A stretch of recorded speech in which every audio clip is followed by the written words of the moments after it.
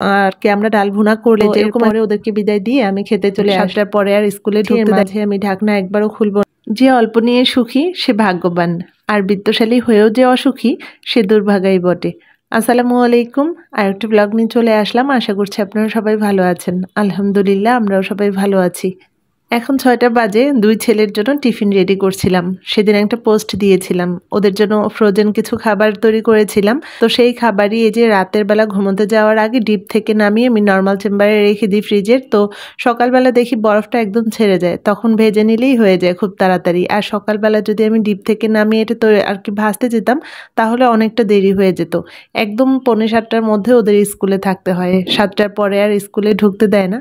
তাই খুব তাড়াতাড়ি করে ওদের টিফিনটা রেডি করে দিতে হয়। এখন 6:30 বাজে, ওরা স্কুলে চলে গেলে আজকে যা কিছু রান্না করব সব কিছু ফ্রিজ থেকে নামিয়ে রাখি। এই সময় প্রতিদিন এই একই নিয়ম চলতে থাকে। তারপরে আমি কিছুক্ষণ গিয়ে আবারও শুয়ে থাকি। 8টা 8:30টার দিকে উঠি, কোনো কোনো সময় 9টার সময়ও উঠি। উঠে তারপরে একবারে যে কাজ শুরু করি 12টার মধ্যে সবকিছু শেষ করি, বেশি হলে 12:30 বাজে।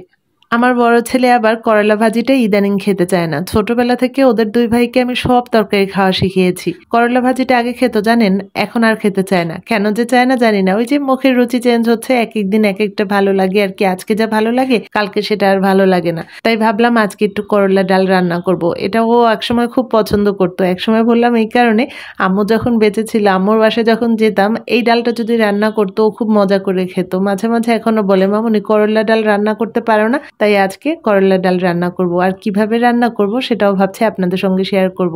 এই যে করলাটা আমি এভাবে কেটে নিয়েছি, আর সেটা আমি খুব ভালোভাবে ধুয়ে তারপর একটু সামান্য হলুদ আর মরিচ দিয়ে মেখে হালকা তেলে ভেজে নিয়েছি। এপাশ ওপাশ করে ভেজে নিয়েছি। করলাগুলো এমনভাবে ভেজে নিলাম যে একদম সেদ্ধ হয়ে যায়নি, তবে ভাজা হয়েছে। অন্যদিকে আমি পাবদা মাছ বসিয়ে দিয়েছি, আর এই পাবদা মাছটা আমার কাছে খুব ভালো লাগে। আজকে একটু অন্যভাবে রান্না করছি। কুমড়া ভেজে নিয়েছিলাম আর পাবদা মাছটাও হালকা একটু ভেজে নিয়েছিলাম। তারপরে মাছটা বসিয়ে দিয়েছি আর কি, একদম মাখা মাখা হবে, ভালোই লাগে এভাবে খেতে। তো এইদিকে আমি সেই ডালটা ভিজিয়ে রেখেছিলাম অনেক সময়। তারপরে এই যে ডাল নিয়ে নিলাম, আর তার মাঝে একটু পেঁয়াজ কুচি, কাঁচামরিচ, পরিমাণ মতো লবণ, তারপরে একটু হলুদ গুঁড়ো, একটু একটু বলতে কি 1 চা চামচ আর কি পরিমাণ মতো, 1 চা চামচ আদা বাটা, 1 চা চামচ রসুন বাটা দিয়ে এখন ডালটা খুব ভালোভাবে হাত দিয়ে মেখে নিচ্ছি। মশলার সঙ্গে ডালটা খুব ভালোভাবে মাখানো হয়ে গেলে এখন পরিমাণ মতো পানি দিব। পানিটা এমনভাবে দেব, ডাল ভুনার আর কি আমরা ডাল ভুনা করলে যেরকম একটা ঘনত্ব থাকে, ডাল রান্নার পরে যেন সেই রকম একটা ঘনত্ব থাকে। তো পরিমাণ মতো পানি দেওয়ার পরে একবারে ঢাকনা দিয়ে যে আমি চুলায় দিয়েছি, এর মাঝে একবারও আমি ঢাকনাটা খুলিনি। তো এখন ঢাকনা খুলে দেখলাম যে ডালটা একদম সেদ্ধ হয়ে গেছে। আর ডালটা যেহেতু আগেই ভেজানো ছিল, সেদ্ধ হতে বেশি একটা সময় লাগেনি। তো এখন আমি সেই যে করলা, ভাজা করলাটা এটা দিয়ে দিলাম। আর করলার মধ্যে আমি কিন্তু একটাও বিচি রাখিনি, সব বিচিগুলো আমি ফেলে দিয়েছি করলা ধোয়ার সময়। আর অন্য একটা প্যানে আমি একটু তেল নিয়ে নিলাম, আর সেই যে করলা দিয়েছি, এখন চুলার আঁচটা একদম বাড়িয়ে দিয়েছি। এর মাঝে আমি ঢাকনা একবারও খুলবো না, সেই চুলার আঁচটা বাড়ানো অবস্থাতেই অন্য চুলায় আমি একটু ফোড়নের জন্য তেল পরিমাণ মতো একটু জিরা দিয়ে দিলাম গরম তেলে, আর শুকনো মরিচ দিয়ে দিলাম। আর শুকনো মরিচ জিরাটা যখন একদম লাল হয়ে যাবে, তারপরে আমি পরিমাণ মতো একটু পেঁয়াজ কুচি দিয়ে দেবো। আর আগে তো আদা রসুন দিয়েছি।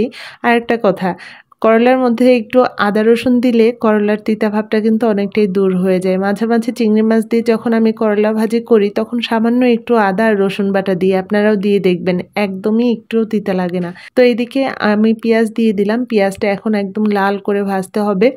যখন লাল করে ভাজা হয়ে যাবে, এর মাঝে আমি কিন্তু করলার ঢাকনাটা একবারও খুলিনি।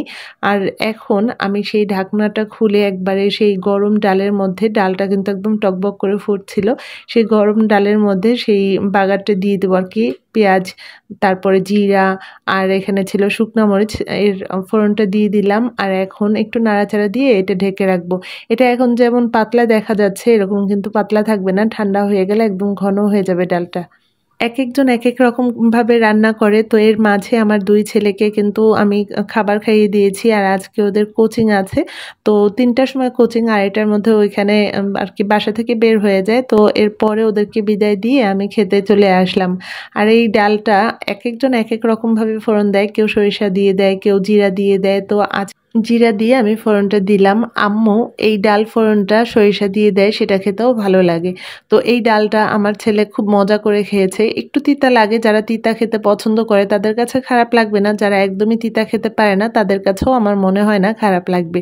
আপনারা খেয়াল করে দেখবেন যে আমি খুব বেশি রান্নাবাড়া করি না, কারণ অনেক বেশি রান্নাবাড়া করে সেগুলো ফ্রিজে রেখে দেয়া এগুলো আমি পছন্দ করি না। আমি জানি আমার পরিবারের সদস্যরা কতটুকু খাবে, কতটুকু আমি রান্না করলে, আর সেটা ফ্রিজে রেখে দিতে হবে না, কারণ অপচয়টা আমার একদমই ভালো লাগে না। আমি পরিমাণ মতো রান্না করি, আর যতটুকু রান্না করি ততটুকু যেন একদম শেষ হয়ে যায় সেভাবেই রান্না করি।